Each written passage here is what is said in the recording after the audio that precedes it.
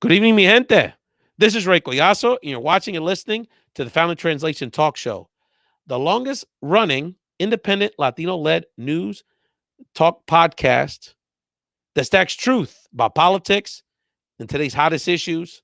This is your host, Ray Collazo. Thank you so much for joining this very special, this really month-long celebration, but specifically this week, we are celebrating the 7th anniversary of the Family Translation Talk Show. For my loyal listeners, you remember we started very humbly 7 years ago on Easter Sunday as Ray's podcast, and now the brand has evolved to the Family Translation Talk Show, which has evolved beyond a podcast into a radio show, which you can hear at 106.5 WPPMLP Philadelphia, as a video talk show live wherever you're watching this on Facebook, Twitter, YouTube, and for the first time ever, unless my producer tells me different, you're watching this on IG Live at Ray Collazo _speaks. Truly a historic week here on Found Translation. And as we have the historical Philadelphia in the background, who better to stack some truth about politics, let people know what's going on, than my newest co-host, political commentator and organizer, calling in from paradise in the 407, Zoe Colon. Welcome back to Found Translation. Hey, Ray, congratulations on your anniversary. Thanks for having me again. Well, really appreciate that, Zoe. You have only in your second appearance, you've already brought a lot of excitement, a lot of zest to the show, and we're going to have a great conversation. Zoe, why don't you, well, there's two things. First of all, I want to let people know, some people are watching because at 8:30 on the nose, Zoe has a very big announcement about the celebrity guest that will be joining us on Thursday. They're all celebrities, but we got a true A-lister that's going to be our headline act on Thursday night's extravaganza. We got talented actors, singers, musicians, spoken word artists, and many other types of talents from people coast to coast, LA, New York, everywhere in between, Miami. We got a big shot that's going to be on the show, and particularly want to highlight. So at 8:30, I will text Zoe. She doesn't even know who this is yet, even though she has her suspicions. I will text Zoe, and she will have the honor of announcing our very special guest. So please hang in at 8:30, but you're going to want to watch the whole show. There's a lot going on here today. Zoe, how are you hanging? Before we introduce our new friend to the show, our very special guest, let people know how's things going on in Central Florida during this very amazing time in our history. Well, taking it day by day, we're seeing that 1/3 of the cases in Central Florida are Latino, right? So gearing up for that, responding. I'll be talking a little later about one of the initiatives happening now. There's a collaborative between a few organizations that are Puerto Rican or Latino-led. We launched a website in Spanish with a centralized kind of resource database. And we also mailed out a newsletter to the hardest hit community in Orange County, which is Azalea Park, which tends to be low income and Puerto Rican and Hispanic. I guess, and we're very excited to be getting some updates from Central Florida. Of course, your governor has a very interesting relationship with sort of the truth and reality of science, what's going on here. So education and informing our community what's going on, and particularly the most vulnerable, is a big part of the show. So Zoe, we're going to have a discussion later in the show about a subject very dear to your heart. And our very special guest is going to be part of the whole show, but in particular, you brought her on to engage in that very important conversation. So why don't you introduce our very special guest? Yep. So later in the show, we'll be providing a deep dive review of Nicky Jam's new Netflix docuseries, El Ganador. And we'll be discussing the power of the African-American Latino coalition building initiatives or areas for opportunities. And I'd like to introduce my colleague. We work together at UCF, Dr. DeShawn Chapman. Thanks so much for being with us. Thanks for having me. Dr. DeShawn, we really appreciate you joining the show. And why don't you tell us a little bit about some of the work you do in Central Florida and why you felt it was important to be part of this beginning of a series of very important conversations for our shared communities. Absolutely. So I have been an educator for going on 15 years right now, and I work with youth in foster care and youth who have experienced poverty and trauma. So I continue that work now in Central Florida, and I do educational programming in historically African American community. And so I think that our work really aligns with what we're going to discuss today, because it's all about knowing that, problems in education aren't just the issues of educators. They are the issues of folks who work in housing, in healthcare, in transportation. And that if we work collectively on these issues, then we can have more success than we can ever have independently. And so that's really exciting work to be engaged in. Well, Doctor, we're very fortunate to have you on the show. But we're going to talk about the power of Black and Latino coalition building in a second. But I did want to give people just sort of a general update on this COVID-19 season. We unfortunately have, I believe, officially now, even though we know it's a conservative estimate, at least 1 million Americans that have been confirmed infected by this terrible virus. We have over 60,000 people that have tragically passed away, including a disproportionate amount of people from our communities, and really no end in sight. Obviously, there's a call by some parts of our country to sort of open up and sort of, hey, if people die, but we got to get the economy going. Many of us, the majority of us, a little more clear-headed and focus more on the well-being of our loved ones, need to see some more evidence that we're in a position to do that, because it doesn't appear to be the case. So why don't we just get you in this conversation? I mean, as an educator and someone that's an advocate for our community in the South, and one of the states that's sort of ground zero for this debate about how we deal with this, just your thoughts about where we're at in this process, because it's hitting us all hard, but in minority communities, it is so acute, and sort of in the middle of all this, in the middle of a health crisis and a political battle at the same time.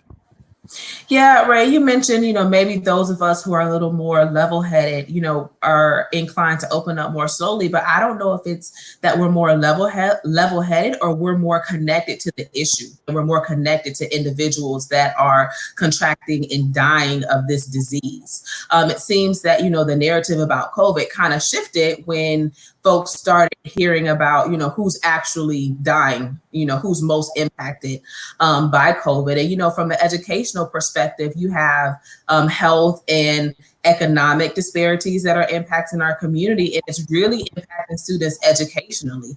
I was on a call today and we were talking about how, once it was announced that in our community schools wouldn't open up again this year, how students stopped logging on the computer, right? And only maybe a third of students weren't logging on before. So the educational impacts are going to be deep. And when you also look at Hurricane Katrina, the aftermath of that didn't necessarily impact, seniors who were excited about graduating. Oh, not to discount that, because we do feel for them.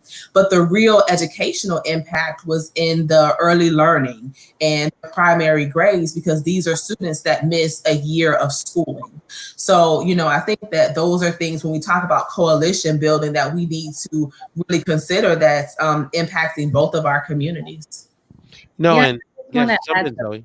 Yeah, no, I just wanted to add to that it really elevates the issue of disparities in our communities. And, I come from up north, and, yes, our worlds collided, but they integrated a lot more than so. And so I just, it comes natural to me to think about our community as Black and brown and how we can work together. And when you look at the disparities, I can't help but think about mass incarceration and voter protection and all these other issues that disproportionately affect our communities, the Black and brown communities. And so it's just another opportunity, if you will, as this sheds light again on how we're disproportionately affected. It's another opportunity for us to kind of, come together, especially in the South, in places where I feel, and DeShawn, Dr. Chapman, is a native of Orlando, and so she can speak to this much more than I am. I'm a transplant, but my experience has been that I just don't see the kind of coalition building that I saw in New York. York, right? And so it's, we work together in a historically African-American community in our roles at UCF. And so, I've gotten to know her, and I know that she's passionate about these issues. But I'm wondering, I'd love to hear how you think we could work together, on this issue, and then, continue to kind of ride the coattails, if you will, to, when it comes to election cycle, how to build capacity in our community and to identify similarities and similar experiences so that we can, join forces.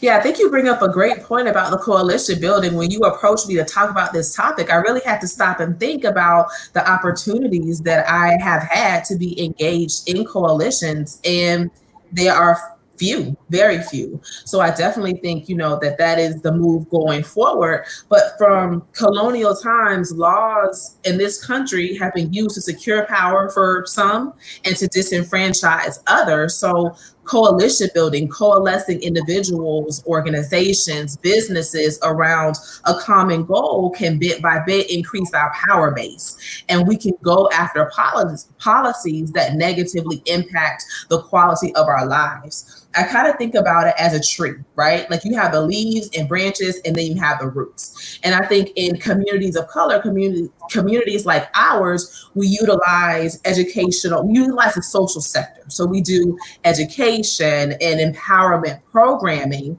And those are your leaves and your branches, right?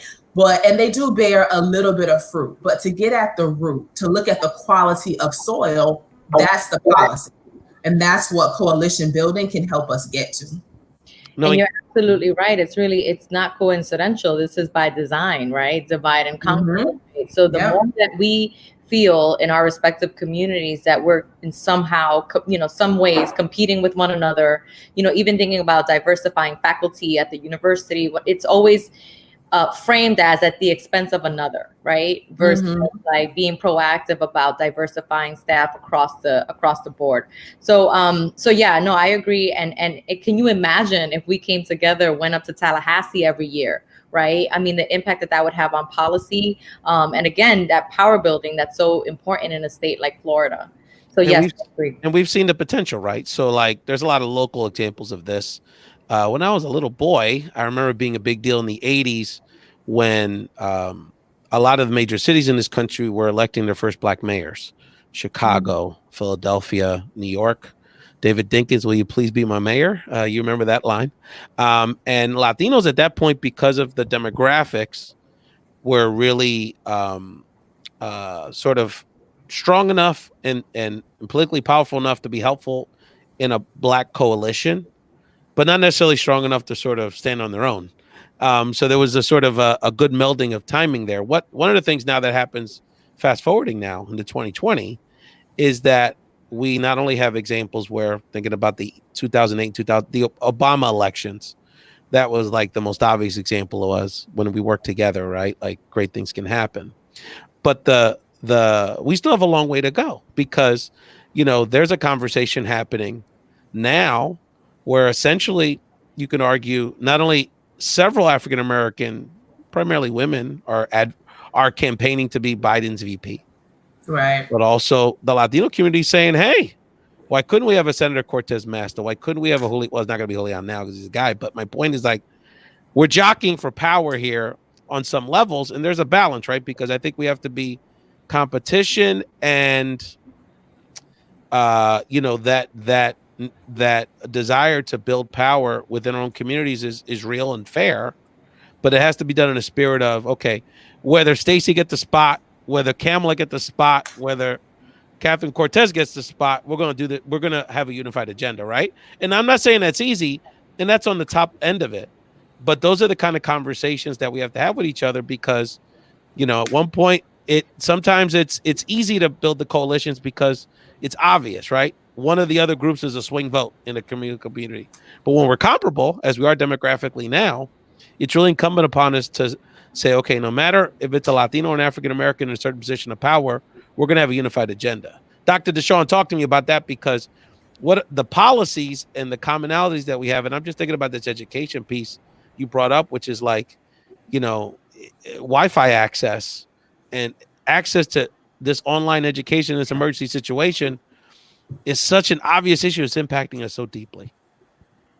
It is. And I think that, there have always been divides. While you were, talking, I think about, how we've been divided based on colorism within our own communities. How, history tells us that during the time when race really became an issue, that there were opportunities for poor white people and Black people to work together. But to create that divide, race became, a major factor. So I think that that's something that's always used to keep us separate. And I hope that we're able to rise above that, because in addition to politics, there are a lot of issues that, impact both communities. I'm thinking about, in particular, the school to prison pipeline, these zero tolerance policies that we have in school that are leading to our Black and brown boys and girls interfacing with the criminal justice system. You mentioned technology. It reminded me of the work I do with youth in foster care, who, because of various policies at group homes, it prevents them from engaging in Zoom. And these days, that's all we do, right? And that too disproportionately impacts kids of color, particularly when they're older kids in foster care. And I know, Zoe, you want to jump in this conversation, but I want to speak to that point, Doctor, because, and this is kind of one of the big themes of this whole situation, is that when we started, I mean, we've been, obviously immigration is a major issue. The wealth gap is a major issue we've been advocating for years and years. Part of the message was, okay, if where is the line? Because if you think you can, if somebody's in jail, if African-American in jail, they probably did something wrong anyway. Mm-hmm. And then, you sort of allow that dehumanization. And look, our jails shouldn't, forget this issue. Our jails are some of the least humane in the world, right? So like, just the theory of why we focus on punishment than reconciliation or remediation is really based in racism in this country, because we see that as a place where Black men get punished, and not about, another theory of change.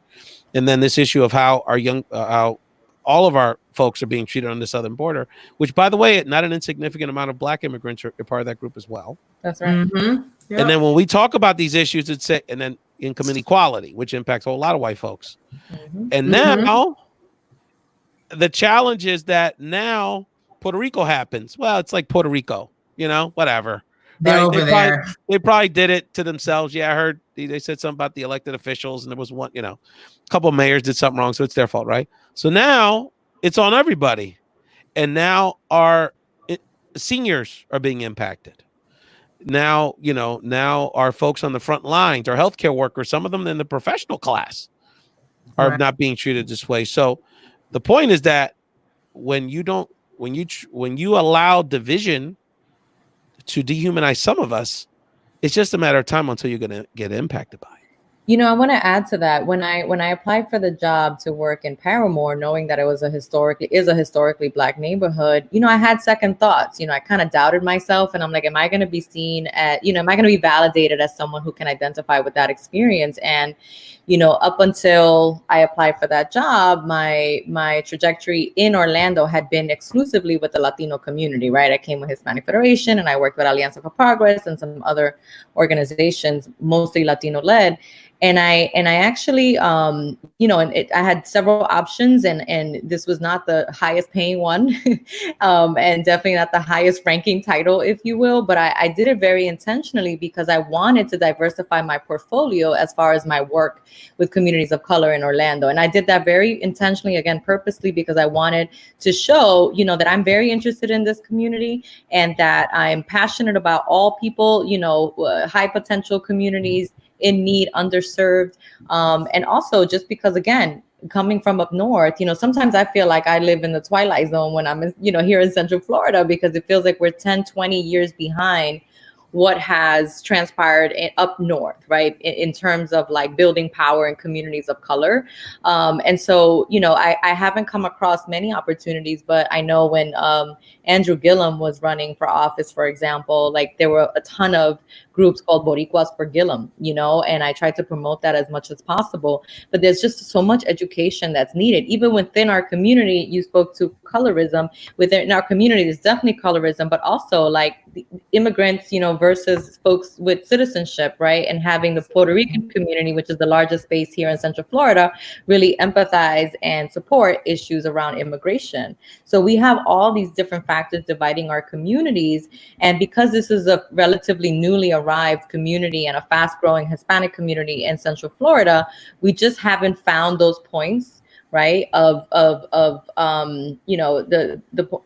similar interests, right? Or we haven't been proactive enough in uniting those communities. So it's very obvious to me, right? Income inequality, health disparities. It's very, very obvious to me.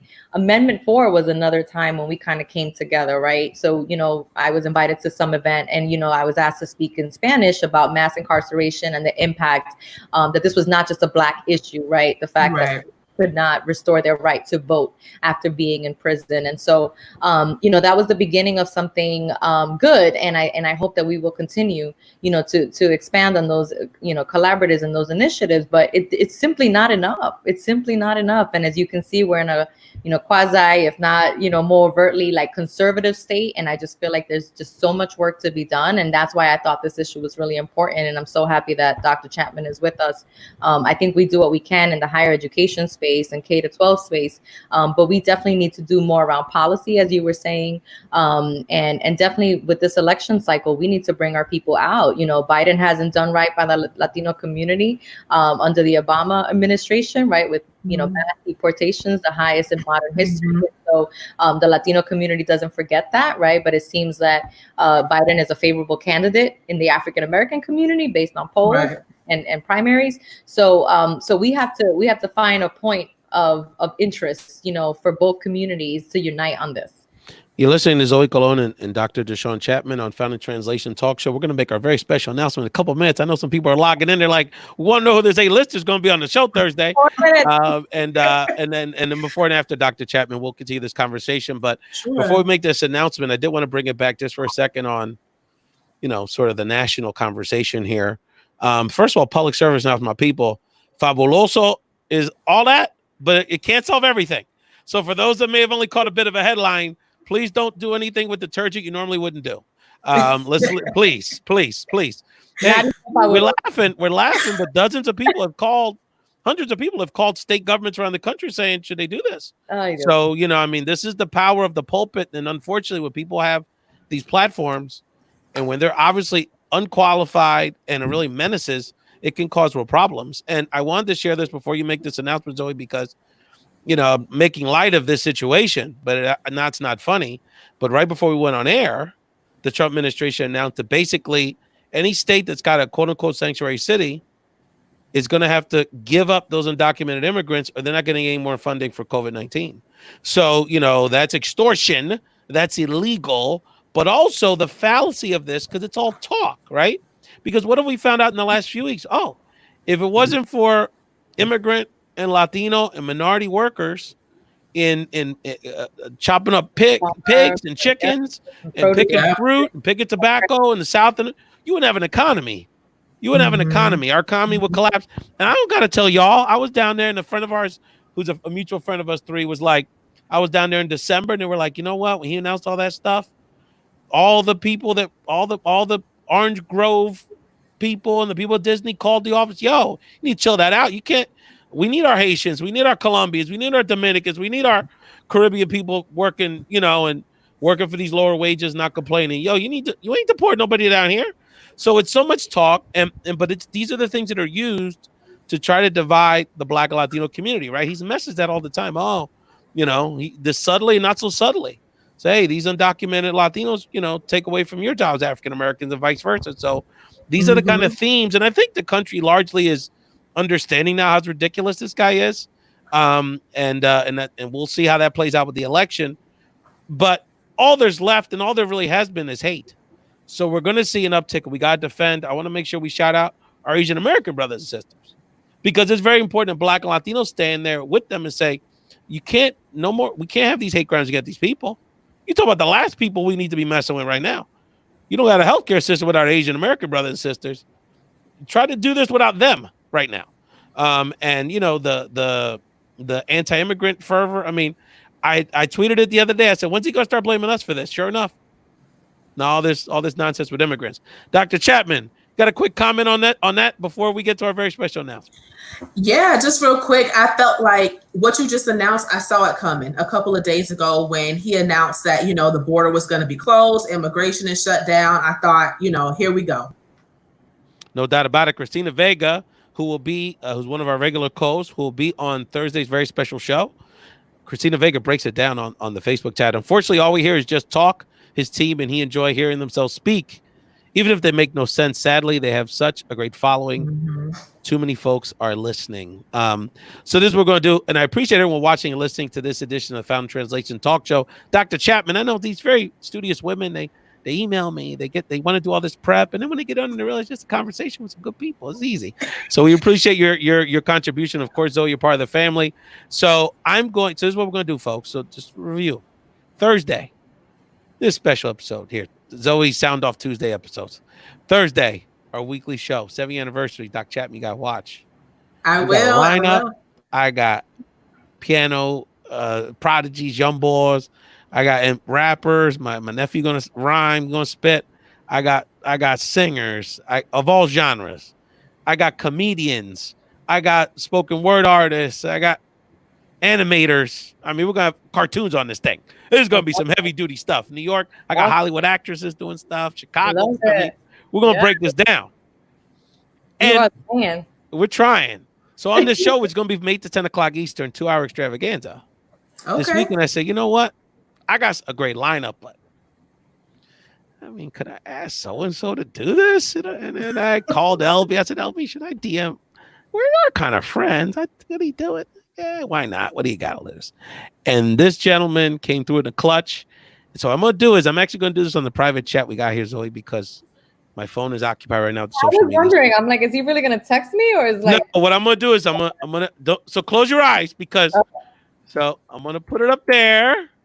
And then Zoe is going to announce who our very special celebrity guest is going to be. Who's going to be the headline act for Found in Translation's Talent Showcase. Can I open them up? No, not yet. I was actually going to put it on the Facebook thing. No, I got to put it in the private chat. Then everyone knows before you do, and that would have been right. All right, hold on. Actually, don't say nothing, Doctor. You can see it. Don't say nothing. I won't. I've got your drum roll. I'm supporting you with the drum roll. All right, Zoe, let people know who's going to be on it Thursday, girl. Look. Frankie Negron, salsa superstar, and a friend to the show. Frankie Negron is going to perform live. Okay. On translation from his bungalow in Miami.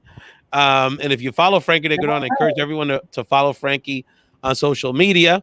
He's been singing and sharing, and he's been on Broadway. He's sung all over the world. Very successful artist. And Frankie is a good guy, very involved in Latino advocacy, very woke cat, as you can see from his social media, very aware of what's going on. So he wanted to be a part of the show for many levels. And I want to thank Frankie personally for agreeing to do this. Again, he doesn't have to do this. He's truly an A-lister.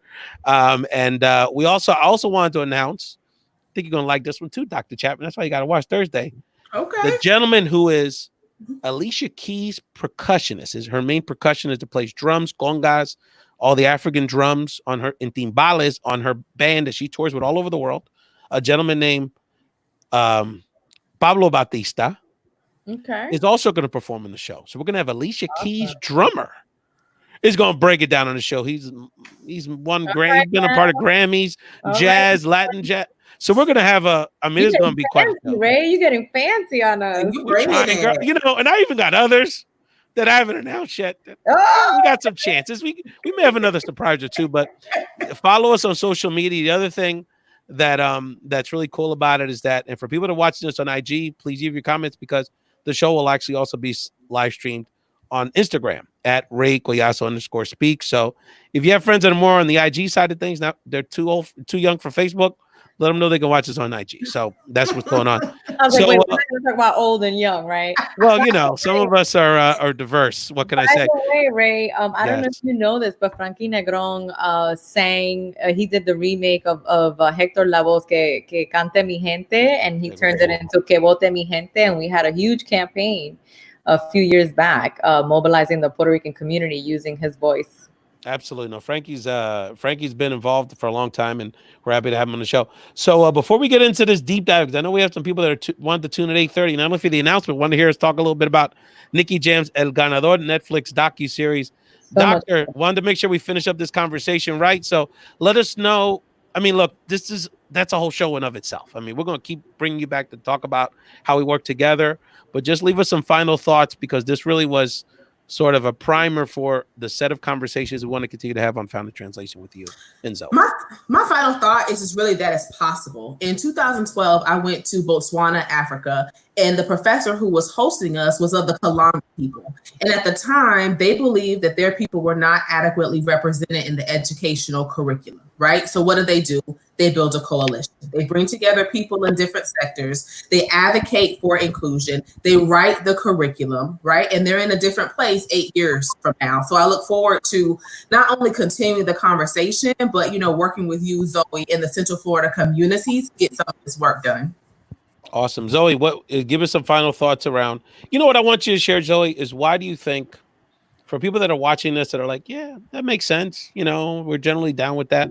But why do you think it's important for our activist community to really focus on this piece if they haven't done so already? So powerful. We have so many common interests. We have so much to learn from one another. And, again, I feel like we allow others to tell our story in the way that they find useful for whatever their politics are or their agenda is, right? And so we need to take that narrative back. We need to tell our own story, and we need to be proactive in how we want to be seen and what we're going to do to change our community. Hey, listening to Zoe Colon, watching and listening to Zoe Colon and Dr. DeShawn Chapman on Founded Translation. And now this is one of our favorite segments here on the show is Boricua News. So me and Zoe always figure out some, because I'd say just the Puerto Rican stuff, the pop culture, the cheese man, the politics, it's all other show in and of itself. But we always try to set aside something that we don't normally get to on Thursdays.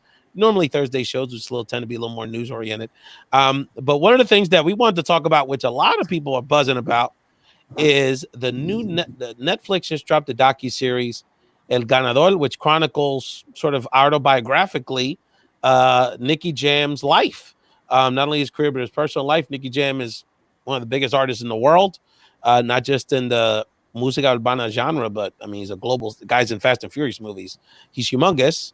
And I know I learned a lot. Turns out it came out 6 months ago, but only in Latin America, Netflix. Right. So some of our friends had already gotten the bootleg version or went to DR and saw it or something, but I had never seen it. Let me tell you, Zoe, I guess the first thing I want to put out there is, I think the best thing I can say about it is, it was 6.5 hours, and I could have watched 6.5 hours more. The combination between the quality of the production, the realness of it, and just the compelling story, it was really good. So give us your first thoughts about this docuseries. Well, to your point, it was real. It was definitely real.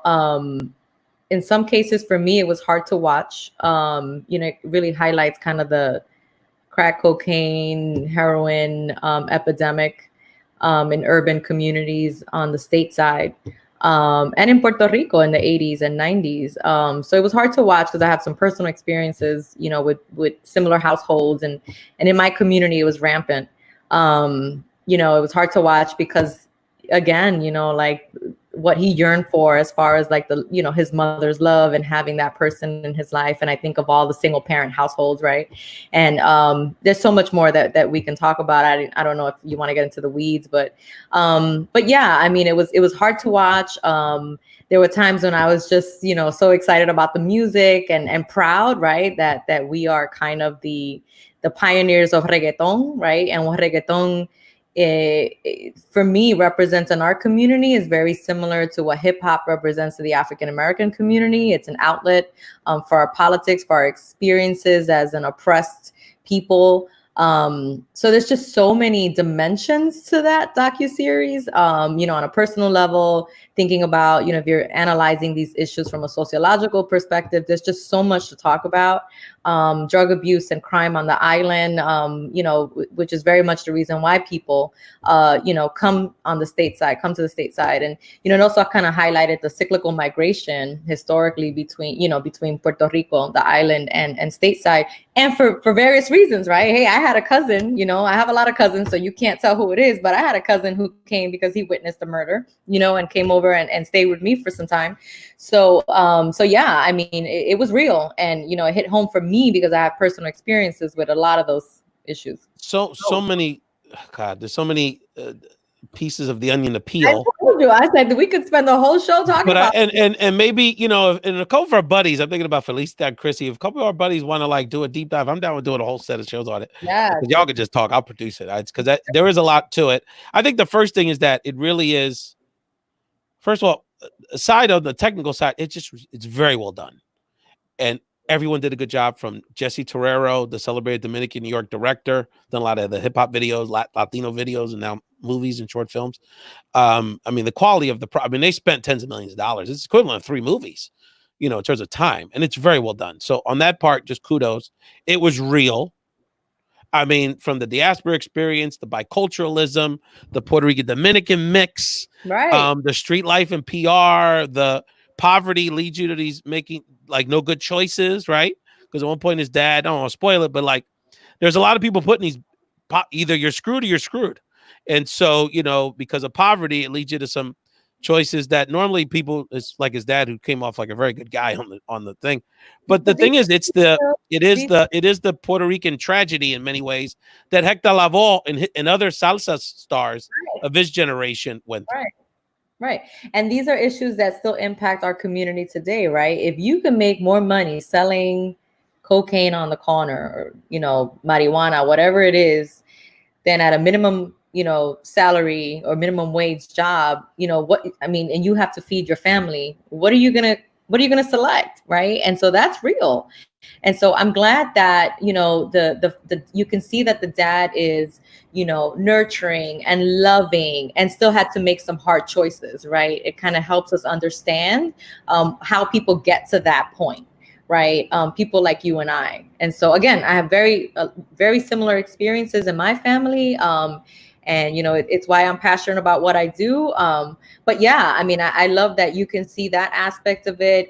Again, the importance of music, right? The same way, again, it is in the African-American community. Music as an outlet for, kids from the street, if you will, kids that didn't see, didn't have positive role models. I mean, there was drugs everywhere around Nicky Jam. Right, everywhere, and violence and guns, and see just that mentality. This kind of I mean, obviously, yeah, it's not. I mean, I'm sure some of it was a little exaggerated, but man, I wouldn't want to live in why would you want to live in Puerto Rico? That lawlessness. How many people got shot? Nothing ever happened. Nobody went to court. Nobody got arrested. Let me tell you, Nicky was blessed by an angel. How many bullets? How many situations did he put himself in?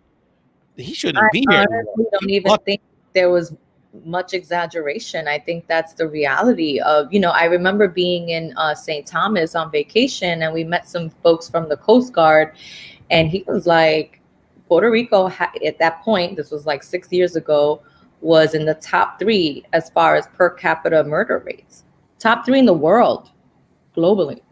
And so this is a real issue, violence in our community. And we started to talk a little bit about the church, and you can see his dad, getting involved, or, meeting someone from the church. And again, we could spend a whole show on this, right? But this is the saving grace for a lot of communities, right? Like the more conservative your church is, or, your environment is, the more likely you are to save your family from this violent environment. And so that's real. And, so I honestly don't think that a lot of that was exaggerated at all. And I think that this impacts our community right now in Puerto Rico.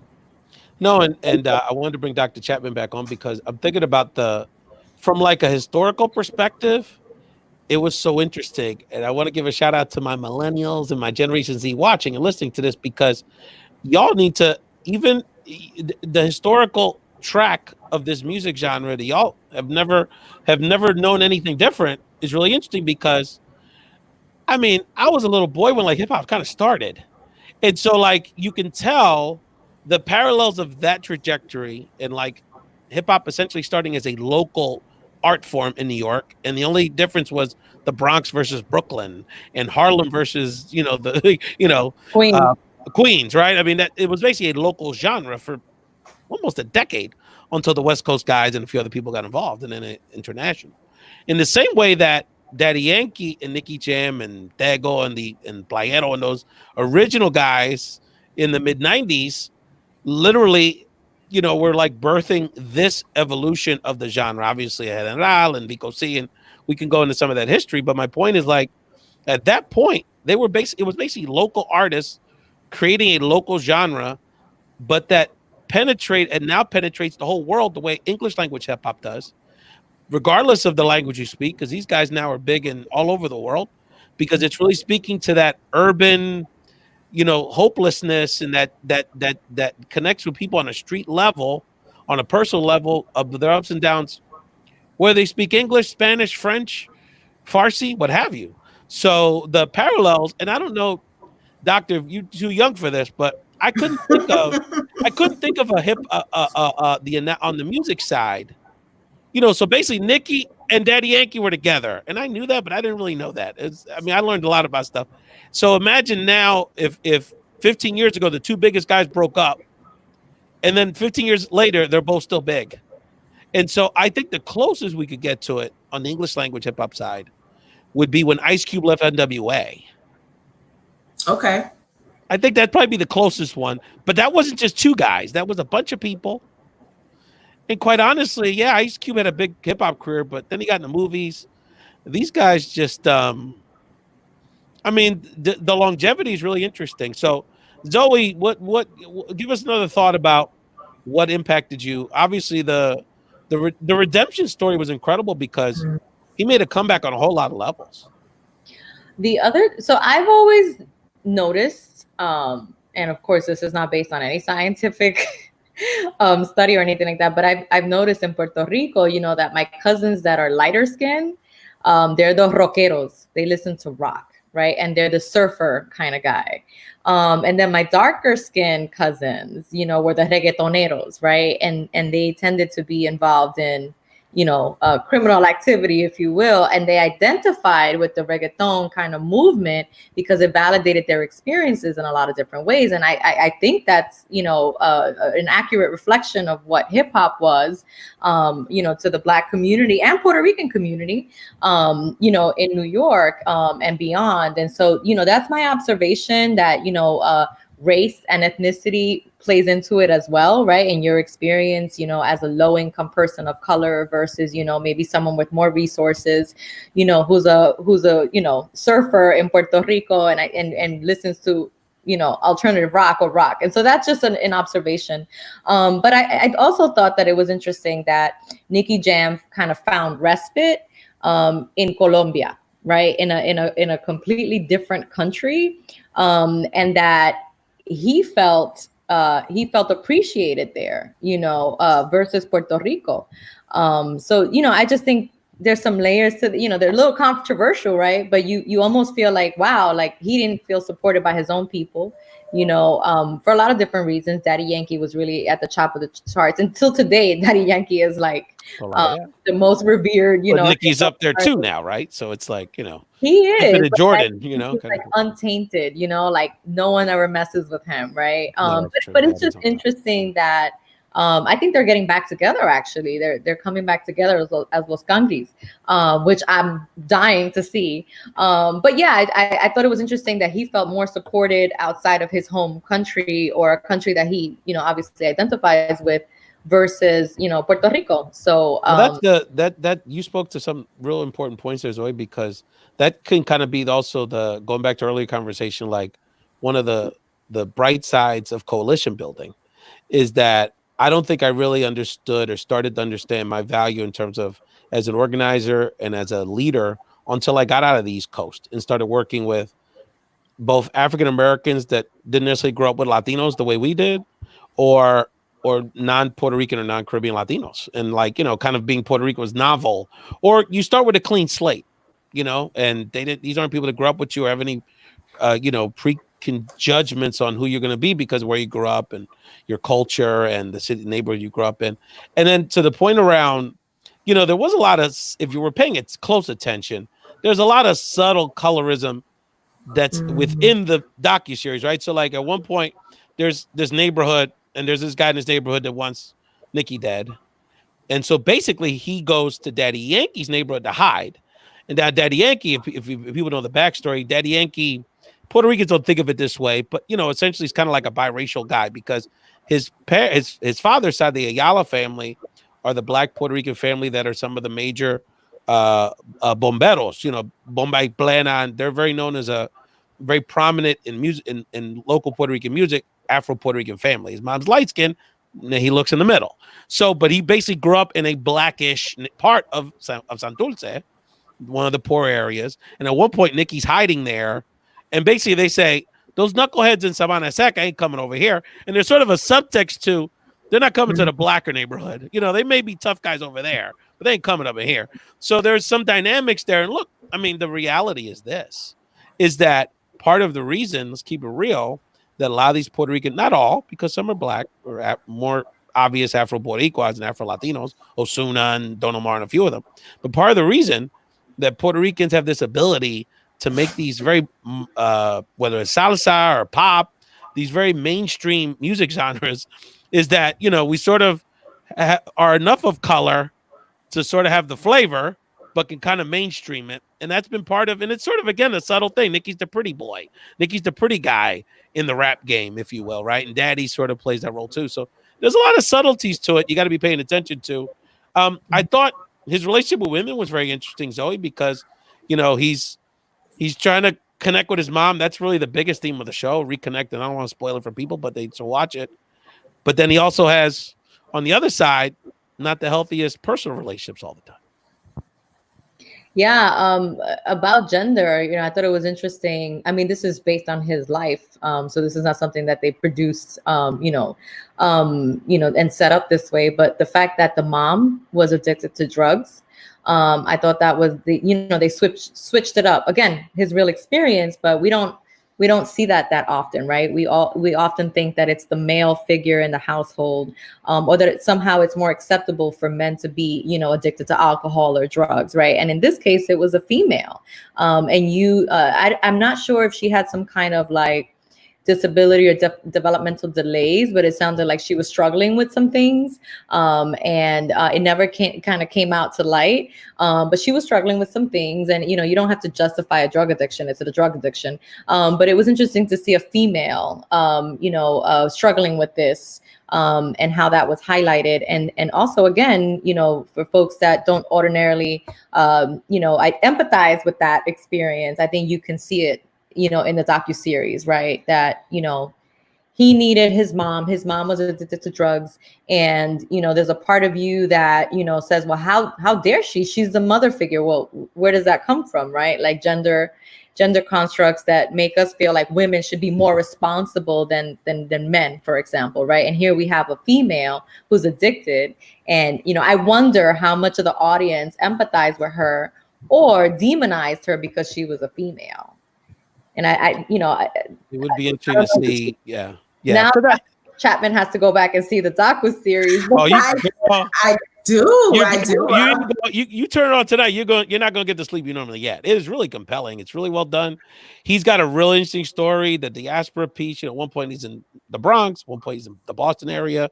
You know, the whole binational thing. A big part of it's in Colombia, which was really interesting. What a beautiful city, Medellin. My God, the visual of it, the way they filmed it was really nice. But there's a lot to it. You know, Nicky was really, I give him credit. He was real straight up. Obviously, a lot of it was favorable to him. I'm famous. I'm real good looking. All the women want me. I mean, there was a lot of keeping it real on that level too. But, you know, I thought the piece around incarceration, I mean, there's a lot to it. I encourage people to watch it. It's a lot of fun. Obviously, if you're a fan, you're only going to be more of a fan. And if you're sort of agnostic, I encourage you, because even just as a standalone piece of art, it's very well done. I got to give, you know, some of the girlfriend characters are sort of like IG model types. I didn't think they were very necessarily real talented people. They can act. Everyone act. There's very few like bad acting in it. I mean, it was very well done across the board. And I thought it was a real honest reflection of our community. So, and you're listening to Zoe Colon and Dr. DeShawn Chapman breaking down El Ganador.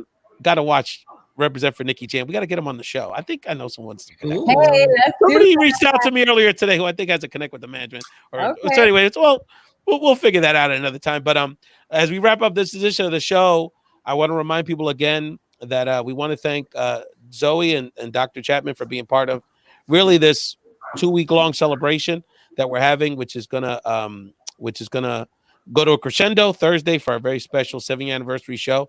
I started this on an Easter Sunday in 2013.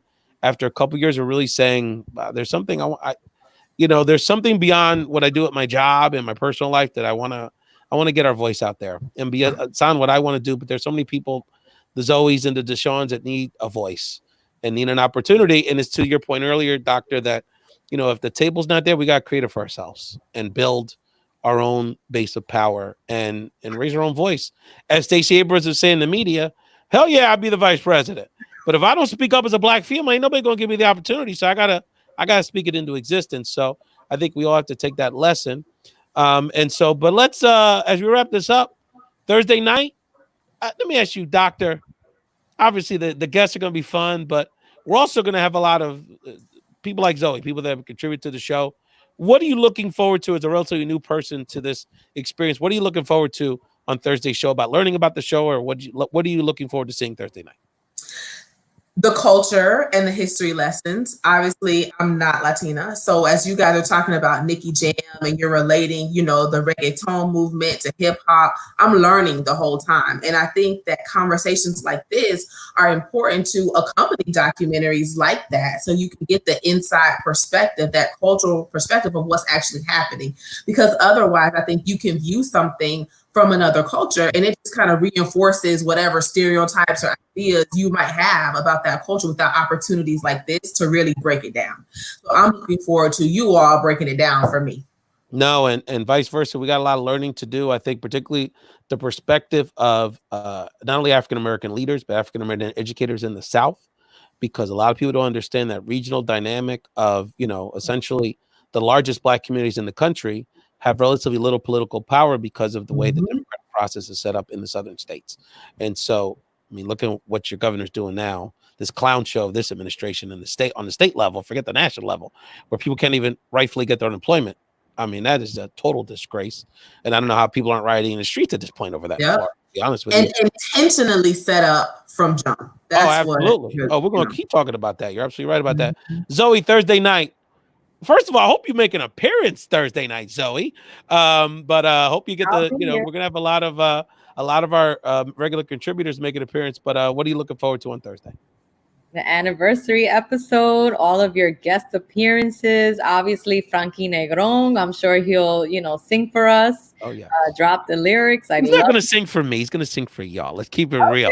He's gonna sing for Zoe, Christina. He's gonna sing. He's gonna hang out with me. But he's gonna sing. So this Thursday, April 30th at 8 p.m. We'll be celebrating Found in Translation, your 7 years. We're going to have this showcase of talent. I heard spoken word, right? I heard a number of different ways that we express our culture and our DeShawn. Hey, DeShawn, let me give DeShawn a little tip. DeShawn. What's up? I got this brother doing spoken word named Quan. Not only is he a hell of a spoken word guy, but he ain't bad to look at. So I just want to give you a heads up. This brother Quan going to break it down. All right, Quan. I'll let all my single ladies know. You're my girl. I'm just letting you know. I was gonna say she's married, but okay, I'm just sharing information. You know what I'm saying? I mean, whatever she does with her business, I'm just letting you know. We'll bring something for the sisters too. You know what I'm saying? Like he's very talented. We appreciate that. Non-married, we appreciate it. I can't do it. Vitamin for the eyes. That's what I say. Whether you can touch yes. Look them up on Instagram. But anyway, I'm sorry, Zoe, I cut you off. But hey, Zoe, I appreciate you being on this journey. And DeShawn is like, I'm like a college basketball recruiter. I recruit ballers all over the country, and I gotta go to gyms and beg them and talk to their parents. And I mean, Zoe, it took her about 6 years, but but it was worth the wait. And we had a conversation 6 years ago about this. So yes. So nice. But you're a big part of the family and the Found Translation movement. So always supported, regardless if you were showing up. You always were very supportive. So we appreciate y'all, fam. We appreciate this conversation. Thank you, Dr. DeShawn Chapman. Thanks for having me. Back. This is an important conversation. You got me thinking about, I think, Zoe, our next show, and I've been thinking about our dear friend, Shirley Santos in New Jersey. I know I was watching earlier. I think the next time you come up, we need to keep this education conversation going. Yeah. Yes, Our dear friend, Jola Bendiga, Joanna Lopez in Central Florida. We need to get Joanna in this conversation, talking about, school. This is a street fight, school district to school district, to get access to education. In Philadelphia, they said, if you don't got Wi-Fi, you can park outside the school because the school's got Wi-Fi. Can you imagine? Well, so part of the reason why I invited DeShawn is because, one, she's awesome, but two, she's a poderosa. I call her that all the time in Spanish, and she knows what I mean. So it's like badass women in education. She has her PhD. Like we need, and she's young, she's beautiful. Like we need people to see that, right? Like I can achieve that as well. I can accomplish that as well. I don't have to look a certain way or speak a certain way, or lose my swag, right? In order to pursue my dreams or, to attain, what do they call that again? The highest level of education, terminal degree. Degree. Which is not kills you to get it. Right. So terminal is not the sexiest term, but it is the highest level of education you can get. Here you have, a woman of color, someone from Orlando, that's what we need to show, these faces, this diversity. And, I think it's powerful. Wonderful. Well, thank you, Dr. DeShawn Chapman. You'll definitely be back. And of course, thank you, my co-host and regular contributor, Zoe Colon. We'll see everybody Thursday. We're going to keep the party going. And look out. Just stay on social media, fam, because you never know what else we're going to announce. And we're going to remind people about, really, this is dedicated to all of you that have been part of this journey with me and validate the need to build their own table. So enjoy the rest of your week, fam. We'll see you Thursday and have a wonderful night. All right. Thank you. Good night. Congratulations.